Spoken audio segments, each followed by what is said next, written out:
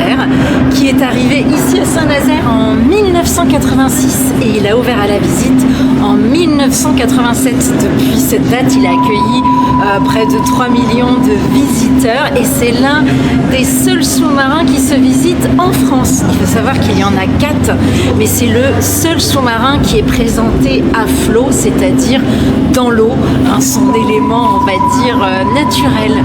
Donc le sous-marin Espadon, c'est un sous-marin de la Marine nationale française qui a été construit au chantier du Havre et qui est arrivé à Saint-Nazaire, oui, en 1987. Il a terminé sa carrière en 1985 après l'avoir débuté en 1960. Et la petite histoire du sous-marin Espadon, c'est que c'est le premier sous-marin français à avoir plongé sous la banquise.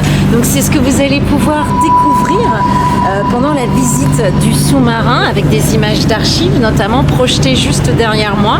C'est ces images exceptionnelles de l'équipage à l'époque qui a découvert donc la banquise avec le sous-marin Espadon avec des conditions plutôt extraordinaires pour l'équipage.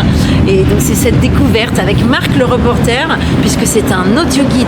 Donc vous avez un discours audio-guidé dans les oreilles qui vous parle de cette mission sous la banquise qui a eu lieu en 1964. Et il y a également pour les plus jeunes un audio-guide qui s'appelle Jean le Bidou.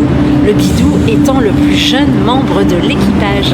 Et donc Jean permet de découvrir les conditions de vie à bord des sous-mariniers et aussi de vulgariser, de découvrir un petit peu ce milieu atypique. Voilà, donc vous allez découvrir tous les espaces de vie à bord des sous-mariniers dans les conditions, donc aussi bien la cuisine, les couchages, la fameuse bannette chaude. Je vous laisse découvrir ce qu'est une bannette chaude. Marc ou Jean vous l'expliqueront dans l'audio-guide. Très bonne visite à toutes et à tous.